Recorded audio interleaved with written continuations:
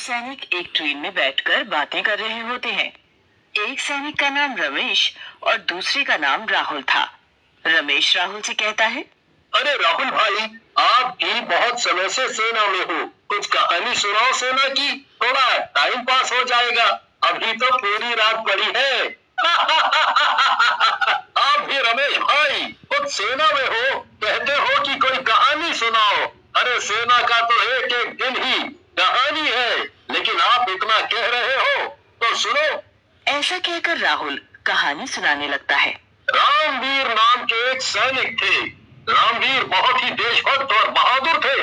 रामवीर को देश के अलावा कुछ नहीं सोचता था। जब देखो देशभक्ति की ही बातें किया करते थे।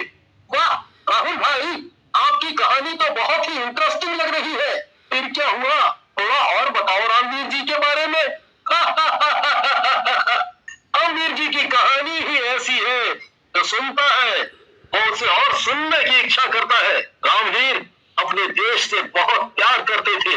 एक रात उन्हें किसी गांव में कुछ आतंकवादियों के छुपे होने की खबर मिलती है, जिसे सुनकर रामवीर अपने दोस्त शैतान सिंह से बोलते हैं, शैतान सिंह, मुझे अभी अभी सूचना मिली है कि पास के गांव में कुछ आतंकवादी छुपे हुए हैं। इससे पहले कि वो किसी नागरिक की जान ले, हमें उन्हें मार देना चाहिए। रामवीर की बात सुनकर शैतान सिंह हंसने लगता है और बोलता है, तुम भी कैसी बातें कर रहे हो रामवीर? अरे हम लोगों के होते किसकी इतनी हिम्मत है जो यहाँ आ जाए? मुझे लगता है किसी ने झूठी खबर दी है तुम्हें।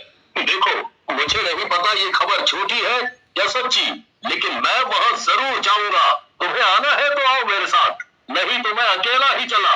इससे पहले शैतान सिंह कुछ कहता, रामवीर अपनी गाड़ी चलाता है और गांव की तरफ निकल जाता है। गांव के बाहर जाकर चिल्लाते हुए कहता है, आतंकवादियों, मुझे पता है तुम इसी गांव में छुपे हुए हो। तुम अपनी सलामती चाहते हो तो हथियार डाल दो और बाहर आ जाओ, नहीं तो एक एक को चुन चुन के मारूंगा। लेकिन रामवीर की आवाज सुनकर आतंकवादी गोलियां चलाने लगते हैं। रामवीर भी बदले में गोलियां चलाते हैं। मैं अभी भी कह रहा हूँ, तुम लोग यहाँ से बचकर नहीं जा सकते। इससे पहले मैं तुम्हें तड़पा तड़पा कर मारूं। लेकिन रामवीर की बातों का आतंकवादियों पर कोई फर्क नहीं पड़ता और वो गोलियां चलाते रहते हैं। रामवीर भी उनका सामना बहादुरी से कर रहे होते हैं, लेकिन तभी एक गोली उनकी पीठ पर आकर लगती है। ये गोली किसने चलाई? वो भी पीठ पर? कौन है? ये गोली मैंने चलाई है रामवीर, वो भी तुम्हें मारने के लिए। शैतान सिंह को देखकर रामवीर हैरान रह जाता है और बोलता है, शैतान सिंह तू, मगर तूने मुझ पर गोली क्यों चलाई? तू तो मेरा भाई है, देश से ये गद्दारी क्यों? तो कितना भोला है रे रामवीर। अरे भाई, मैं कोई देशभक्त नहीं हूँ, मैं तो दूसरे देश का एजेंट हूँ, तो तुम्हारी सेना में काम कर रहा हूँ। चल, अब तेरे मरने का समय आ गया। ऐसा कहकर शैतान सिंह रामवीर के सर के बीच में गोली मार देता है। रामवीर मर जाता है। ये बात सुनकर रमेश कहता है, फिर क्या हुआ? उस दुष्ट शैतान सिंह का क्या हुआ? क्या वो पकड़ा गया था? वो मुझे मिल जाए तो मैं उसकी जान ले लूं। रमेश भाई, अभी कहानी पूरी कहाँ हुई है मेरी? इसके बाद तो रामवीर की कहानी शुरू होती है। दरअसल रामवीर को मारने के बाद शैतान सिंह वहां से चला जाता है।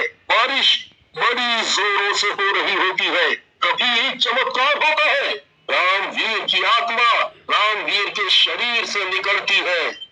अरे, मैं तो जिंदा हो गया। मैं अब अपने देश के दुश्मनों को नहीं छोड़ूंगा। लेकिन तभी उसकी नजर अपने शरीर पर पड़ती है और वो दुखी हो जाता है। लगता है मैं मर गया हूँ और ये मेरी आत्मा है। लेकिन चलो, अच्छा है, कम से कम मैं उस दुष्ट शैतान सिंह से अपनी मौत का बदला ले सकूंगा। ऐसा कहकर रामवीर की आत्मा शैतान सिंह को मारने के लिए निकल जाती है। शैतान सिंह अपने आतंकवादी दोस्तों के साथ होता है। बड़ा आया है देश पट बनने, मार डाला हमने उसे। इसके जैसे और जितने भी हैं, उन्हें चुन चुन कर मरना है, फिर तो ये देश अपना है, अपना।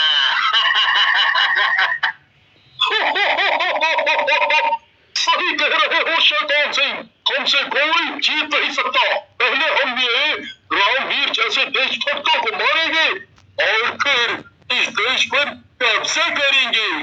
उन सब की बातें सुनकर रामवीर की आत्मा को गुस्सा आ जाता है और वो उन तीनों से बोलता है, तुम तीनों चूहे इस देश का कुछ नहीं बिगाड़ सकते। तुम कितनों को मारोगे? इस देश का तो एक एक आदमी देशभक्त है। ऐसा कहकर रामवीर की आत्मा उन दोनों आतंकवादियों को गर्दन से पकड़कर उठा लेती है और मार डालती है। अपनी मौत को सामने देखकर बोलता है, मुझे माफ, तू कभी ऐसा नहीं करेगा, क्योंकि आज के बाद तू ऐसा कुछ करने लायक ही नहीं रहेगा। ऐसा कहकर रामवीर की आत्मा शैतान सिंह को मार डालती है और वहाँ से चली जाती है। रामवीर की कहानी सुनने के बाद रमेश राहुल से कहता है, फिर क्या हुआ? क्या शैतान सिंह को मारने के बाद रामवीर की आत्मा इस दुनिया से चली गई? क्या हुआ फिर उनका, बताओ ना। मुझे पता था कि तुम रामवीर के बारे में और जानना चाहोगे, उनकी कहानी ही ऐसी है। इससे पहले राहुल आगे की कहानी बताता ट्रेन के अंदर 3 बंदूकधारी गुंडे घुस जाते हैं और उन दोनों से बोलते हैं, फौजी, दोनों मुंह बंद करके चुपचाप बैठो। हमने इस ट्रेन को अगवा कर लिया है और इसे लूट रहे हैं, समझे? ये क्या बकवास है? अगर तुम तीनों ने अपने हथियार डालकर अपने आप को हमारे हवाले नहीं किया तो तुम तीनों नहीं बचोगे आज। गुंडे की बात सुनकर राहुल को गुस्सा आ जाता है और वो एक गुंडे को उठाकर पटक देते हैं। गुंडा जोर से नीचे गिरता है। मर गया रे, मेरी कमर तोड़ डाली इस फौजी ने। अभी देखो, शक्ल क्या देख रहे हो मेरी, मारो इसे। गुंडे की बात पर बाकी के दोनों गुंडे राहुल पर गोली चलाते हैं, लेकिन सारी की सारी गोलियां राहुल के शरीर के आर पार हो जाती हैं। ये देख रमेश और गुंडे हैरान हो जाते हैं। तभी राहुल के शरीर से रामवीर की आत्मा बाहर निकलती है और उन तीनों गुंडों को पटक देती है। तुम दोनों को घबराने की जरूरत नहीं है, ये मैं हूँ, शहीद सैनिक रामवीर, और मेरे रहते सेना के जवानों को कोई कुछ भी नहीं कर पाएगा। राहुल और रमेश रामवीर की आत्मा को सैल्यूट करते हैं।